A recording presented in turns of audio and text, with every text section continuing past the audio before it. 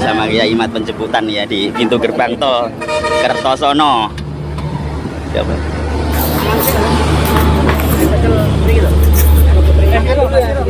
Mas Biro, moga Mas Biro. Salim dulu Mas Biro.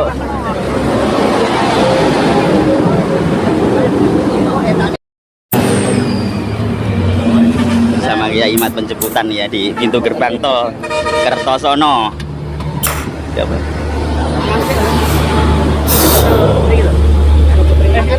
Kita semua sudah melihat ya cuplikan video hari ini ya, Kamis 13 Februari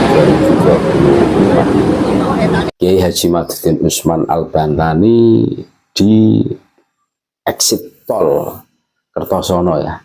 Nah, itu di tol Kertosono bertemu dengan umat warga berduyun-duyun, salaman, nggak tahu kan bahwa itu di dalam mobil adalah Kiai Haji Madzuddin Usman Al-Bantani, salaman. Termasuk ada yang bawa anak kecil, terus di situ minta didoakan sama Kiai Haji Madzuddin Usman Al-Bantani. Ini menarik. Berarti apa? Keberadaan Kiai Haji Madzuddin Usman Al-Bantani ini betul-betul luar biasa, penuh dengan kemanfaatan, penuh dengan kemaslahatan untuk umat. Yang kita rasakan hari ini dengan adanya tesis dari Kiai Haji Madzuddin Usman Al-Bantani ya, ini penggawiran ini betul-betul anjlok. Habib Dobolowi ini betul-betul terjun bebas yang tadinya kemarin mereka sangat gampang ya mencari fulus dengan modal mulut ngaku cucu Nabi, dawir ke sana kemari. Sekarang orang sudah tidak percaya lagi. Kalau mereka ndawir pasti akan ditagih. Buktikan kalau ente dzurriyyah Nabi. Kalau tidak bisa membuktikan ya disuruh pulang kan sekarang. Gampang. Bantah tesis Kiai Haji Madzuddin Usman Al-Bantani. Kalau tidak bisa bantah ya tes DNA lah. Haplogrup kalian itu apa? Mereka tidak punya senjata lagi.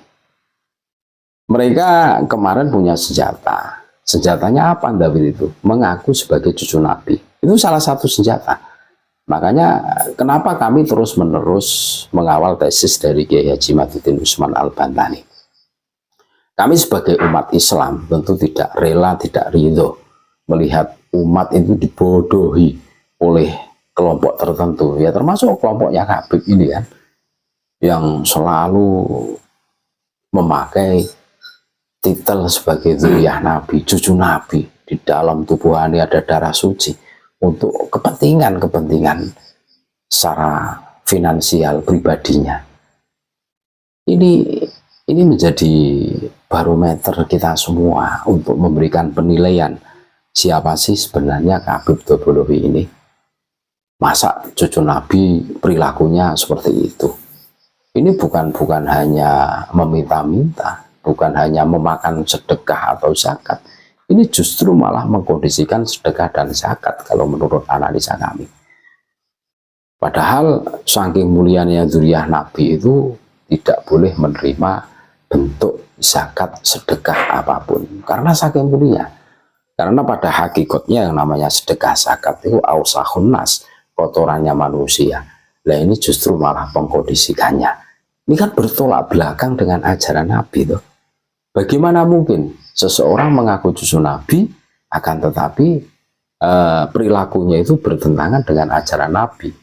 Tidak ketemu kan? Tidak ketemu. Konsepnya itu seperti bagaimana? Seperti apa ini? Kembali lagi, kehadiran Kiai Haji Madzuddin Usman Al-Bantani ya, ini luar biasa ini. Ini rencana Kiai Haji Madzuddin Usman Al-Bantani, kami menemukan flyer ya.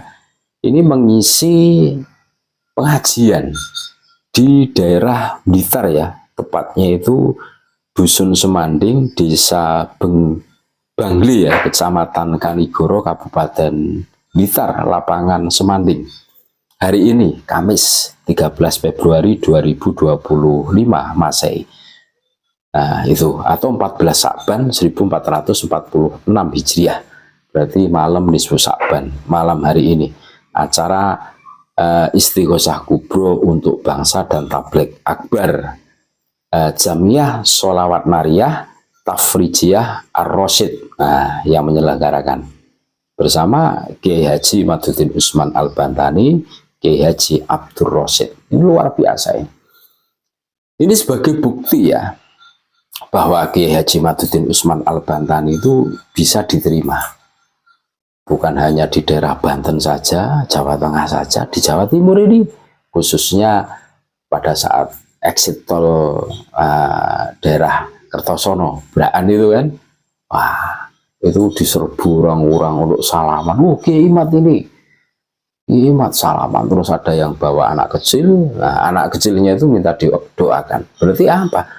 Mereka merasakan kemanfaatan dari penelitian Kiai Haji Madhuddin Usman Al-Bantani. Logikanya seumpama mereka tidak mendapatkan kemanfaatan, itu tentu tidak mau lah. Ngapain minta salaman, minta doa. Logikanya seperti itu. Tapi faktanya banyak sekali loh saudara-saudara kita, khususnya yang ada di Kediri, Kertosono di Kediri.